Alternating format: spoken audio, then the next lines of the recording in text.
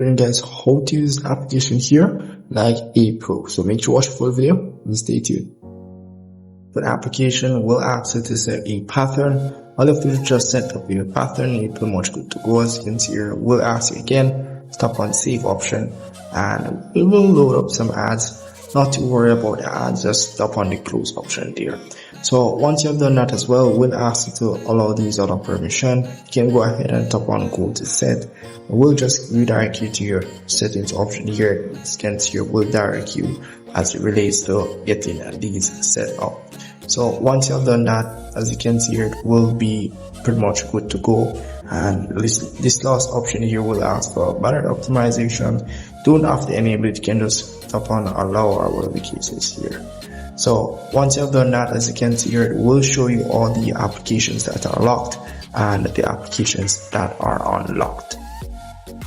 Features as well which you can use with this application. Here you have the vault option, you have the remove trash on your device, you have the template option here which you can also use and pretty much download any one of these templates and pretty much use on your device. So as you can see here, you have the anime section, the custom section here, you have the popular ones as well, and you have the other feature which is cloud backup as well which you can use.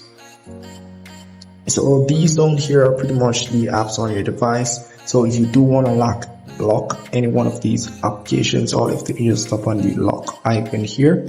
Once you've selected that, it will ask you do some security questions. So all you have to do is just enter your corporate email and you're pretty much good to go. If you're going to use the question option, then go with that option as well. So that's all very simple it is to use. So you have other options as well as it relates to this at the top here. If you do tap on this here, if you do enable this option here, it will capture anyone that is trying to log in or to open one of your applications and do not know the password. If you do any of this option here, it will capture us, take a screenshot of that person without them knowing. So I do recommend enabling this feature. It's very good if you know people are going to go into your phone. Well, you can go in the settings option at the top here. Once you tap on the settings option here, you have different things which you can enable as well. You have the fingerprint unlock feature which you can add it to the application. You can unlock applications using your fingerprint, and also you can change the password, or let's say if you have entered a pattern, then you can change that pattern to something different. Now as well, you can select whichever type of password you want. As you can see, it's currently on pattern. You can use PIN as well, and you can also add the fingerprint as well. So it's not only just the fingerprint alone, you will still have the password which you can use, or the pattern which you can use.